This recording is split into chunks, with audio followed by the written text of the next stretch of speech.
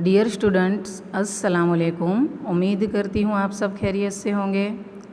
गुजराती के last period में हमने घड़वैया पाठ पढ़ा था, जिसमें हमने देखा था कि किस प्रकार जो करुणाशंकर मास्टर है वो अपने विद्यार्थियों के संस्कार के लिए गांव में जो भवाया खेलने आए हैं उनके नायक को उनके पूरे महीने का पगार 12 रुपये दे देते हैं ताकि वो दूसरी रात भवाया न खेले और करुणाशंकर के विद्यार्थियों पर इसकी गलत असर न पड़े। तो इस प्रकार हमने गढ़वैया पाठ में एक आदर्श शिक्षक है उसकी छवि देखी थी। उसके क्वेश्चन आंसर्स भी हमने देखे थे। उम्मीद करती हूँ कि आपने क्वेश्चन आंसर नोट में लिख लिए होंगे। तो आज हम आगे बढ़ते हुए एक नई काव्य शुरू करेंगे, काव्य बार तो जाणूं। इसके कवि है सुरेश दलाल और इसका साहित्य प्रकार है उर्मी गीत। कवि परिचय, कवि के बारे में मालूमात हासिल करेंगे। कवि सुरेश दलाल का जन्म 11/10/1932 में हुआ था और अवसान 10/8/2012 में। सुरेश पुरुषोत्तम दलाल महाराष्ट्रना थाणा जिला में तेमनो जन्म थयेलो। महाराष्ट्र का जो थाणा जिला है वहाँ उनका जन्म हुआ था। अब आगे है उन्होंने साहित्य सर्जन जो किया है उसके बारे में मालूमात हासिल करेंगे। एकांत, तारीखनु घर, नजरू लागी, इट्टा किट्टा, धींगा मस्ती, अलग चलाणु, बिल्लू, पगनी होड़ी, हाथ हलेसा, टींगा टोड़ी तेमना मुख्य काव्य संग्रहों है। ये सब में उनकी काव्य संग्रहित हुई है। गद्य काव्यो यानी सबक का संग्रह उनका कौन सा है? अस्तित्व तेमणे आप्यो छे। समीध, कविनो शब्द, तपोवन, उपहार, सहवास, विथिका वगैरह तेमना संपादनों छे। काव्यायन और काव्य विश्व ये बे नोंधपात्र संचयों छे जिसमें उन्होंने अपनी कविता का संचय किया है, यानी कविताएं जमा की है। कविता द्वैमासिक संपादन तेमणे यशस्वी रीते कर्યું છે। તેઓ રણજીતરામ સુવર્ણચંદ્રક અને સાહિત્ય અકાદમી દિલ્હીના પુરસ્કારથી સન્માનિત થયા છે। ये 2 पुरस्कार से भी उनको सम्मानित किया गया है। अब हम हमेशा की तरह ये काव्य में कवि सुरेश दलाल क्या कहना चाहते हैं उसके बारे में संक्षेप में काव्य का सार देखेंगे। कृष्ण प्रेम ने व्यक्त करती आ रचना है। ये जो तो जाणू काव्य है इसमें किसकी बात है? कृष्ण प्रेम। जो गोपियाँ है उनके मन में किस प्रकार कृष्ण प्रेम है उसे व्यक्त करने वाली ये रचना है। ये उर्मी गीत है। गोपी कृष्ण ने પડકાર આપતા કહે છે કે તમે મારી ગાગર ઉતારો તો હું માનું કે તમે પહાડને ગોવર્ધન પર્વતને ઉચક્યો હતો। પડકાર यानी कि चैलेंज। जैसे हम दोस्तों में अक्सर चैलेंज लगाते हैं कि इतना इजी काम तो कोई भी कर सकता है, मैं जो बताऊँ वो मुश्किल काम अगर तुम करके दिखाओ तो मानूँ कि तुम में कोई बात है। तो ये जो तो मानूँ तो जाणूँ उसी संदर्भ में यहाँ काव्य का शीर्षक है। तो यहाँ गोपी जो है वो कृष्ण को चैलेंज देते हुए कहती है कि हमारी गागर उतारो। तो गागर का अर्थ होता है पानी का घड़ा जिसमें पानी भरते हैं। तो गोपी जो है वो कृष्ण से कहती है कि मैं जो सर पर ये पानी भरा हुआ घड़ा उठाकर जा रही हूँ, अगर ये मेरे सर पर से तुम ले लो तो मैं मानूँ कि तुमने गोवर्धन पर्वत को उठाया था। गागर उतारवाने बहाने कृष्ण गेली गोपी कृष्णनु नैकट्य झंखे छे। क्या कह रहे हैं कि ये पानी का घड़ा उसके पास से उतरवाने के बहाने कृष्ण के प्रेम में जो पागल है ऐसी गोपियाँ इसी बहाने कृष्ण के करीब नैकट्य झंखे छे यानी करीब जाना चाहती है। गागर उतारे ते पति एवो लोकजीवनનો संदर्भ पण જોઈ શકાય। તેથી જ गोपी કહે છે કે પ્રેમ સ્વીકારનો આવો અવસર ફરી ફરી આવતો નથી। આજે આ અમૂલક यानी अमूल्य अनमोल अवसर ने मौके को एड़े ना जवा देशो, ऐसे ही मत जाने दो। वांसળી, जमुनाजी, गायो जेवा संदर्भोथी कवि आ गीत रचनामां गोकुळનું અને પ્રેમનું વાતાવરણ રચ્યું છે। तो बहुत ही सुंदर काव्य है जिसमें श्री कृष्ण और गोपियों की जो प्रेम है उसको व्यक्त किया गया है। किस प्रकार गोपी जो कृष्ण है उसके नज़दीक जाना चाहती है, इसलिए उन्हें चैलेंज कर रही है कि आप मेरी गागर उतारो तो मैं मानूं कि आपने कभी गोवर्धन पर्वत भी उठाया था। आगे देखेंगे, एक बार काव्य अच्छे से रीड कर लेते हैं।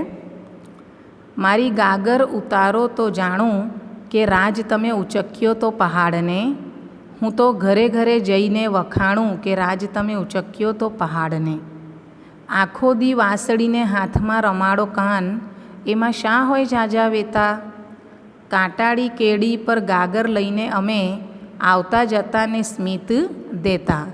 હું તો વહેતી જમુનાને અહીં આણું, મારી ગાગર ઉતારો તો જાણું કે રાજ તમે ઉચક્યો તો પહાડને. ડચકારા દઈ દઈને ગાયો ચરાવવી ને છાય મહી ખાઈ લેવો પોરો. ચપટીમાં આવું તો કામ કરી નાખે અહીં નાનકડો ગોકુળનો છોરો.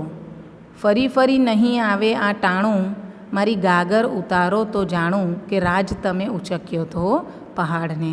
एकांत काव्य संग्रह में से ये रचना ली गई है, ये उर्मी गीत लिया गया है. अब हम काव्य पंक्तियों के अनुसार उसकी समझूती करेंगे.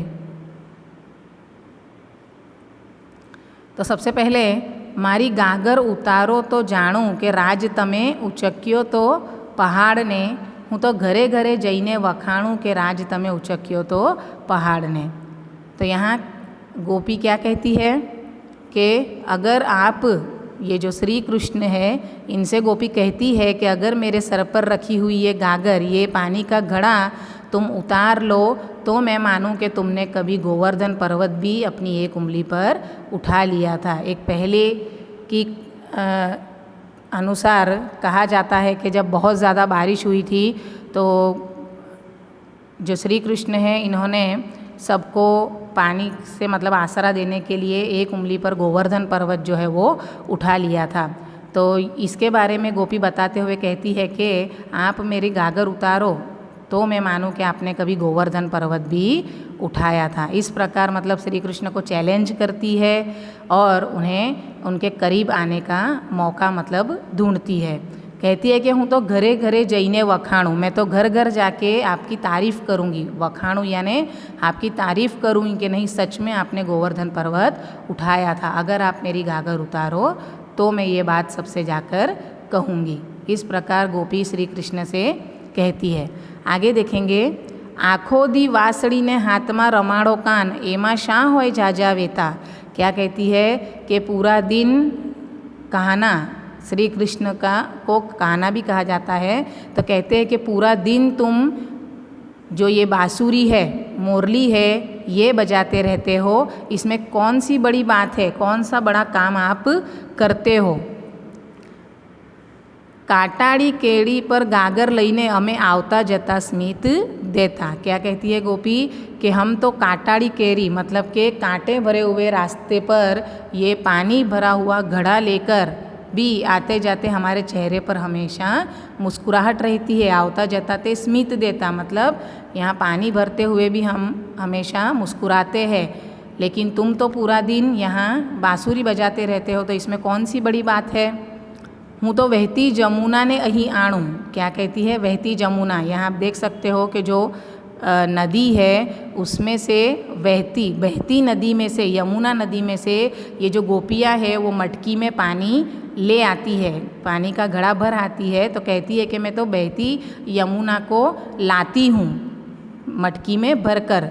मारी गागर उतारो तो जाणूं कि राज तमे उचक्यो तो पहाड़ ने. अगर तुम ये बहता हुआ पानी जो जिसमें भरा हुआ है, ऐसी गागर अगर मेरे सर से उतारो तो मैं मानूंगी कि तुमने गोवर्धन पर्वत उठाया था. इस प्रकार गोपी श्री कृष्ण को पड़कार करती है, चैलेंज करती है. आगे क्या कहती है, डचकारा दई दई ने गायो चराववी ने छाय मही खाई लेवो पोरो.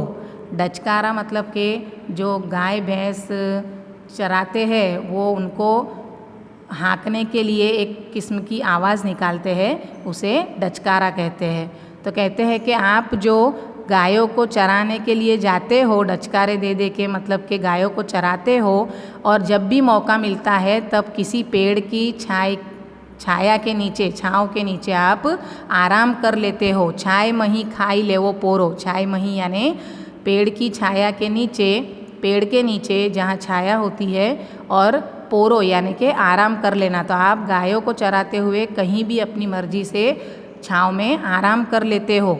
चपटी में आऊँ तो काम करी नाखे, अहीं नानकड़ो गोकुळनो छोरो। तो आप जो ये काम करते हो गायों को चराने का और वक्त मिलने पर छाँव में आराम भी कर लेने का, तो यहाँ गोपी क्या कहती है कि ऐसा काम तो यहाँ गोकुल में चुटकी बजाते हुए एक छोटा सा बच्चा भी कर सकता है। इस प्रकार वो श्री कृष्ण को छेड़ती है। फरी फरी नहीं आवे टाणू, मारी गागर उतारो तो जाणू के राज तमे उचक्यो तो पहाड़ ने। क्या कहती है गोपी कि फरी फरी नहीं आवे टाणू, मतलब बार बार ऐसा मौका नहीं मिलेगा। टाणू मतलब अवसर, मौका, कि बार बार आपको ऐसा मौका नहीं मिलेगा। मारी गागर उतारो तो जाणूं कि मेरी सर की जो ये मटकी है, ये पानी भरा हुआ घड़ा है, वो अगर तुम उतारो तो मैं मानूं कि तुमने गोवर्धन पर्वत को उठाया था। तो इस प्रकार एक प्रकार का चैलेंज पूरे काव्य में जो गोपी है वो श्री कृष्ण को करती है और उसी बहाने श्री कृष्ण के नज़दीक जाना चाहती है। तो यहाँ पूरी गोकुल की बात, यमुना नदी, गाय, श्री कृष्ण की जो लीला है गोवर्धन पर्वत उठाने की, उसके बारे में बहुत ही सुंदर तरीके से कवि सुरेश दलाल ने यहाँ वर्णन किया है। तो उम्मीद करती हूँ प्यारे बच्चों कि आपको ये काव्य पसंद आई होगी और समझ में भी आई होगी। नेक्स्ट पीरियड में नए टॉपिक के साथ मिलेंगे, तब तक के लिए अल्लाह हाफिज़।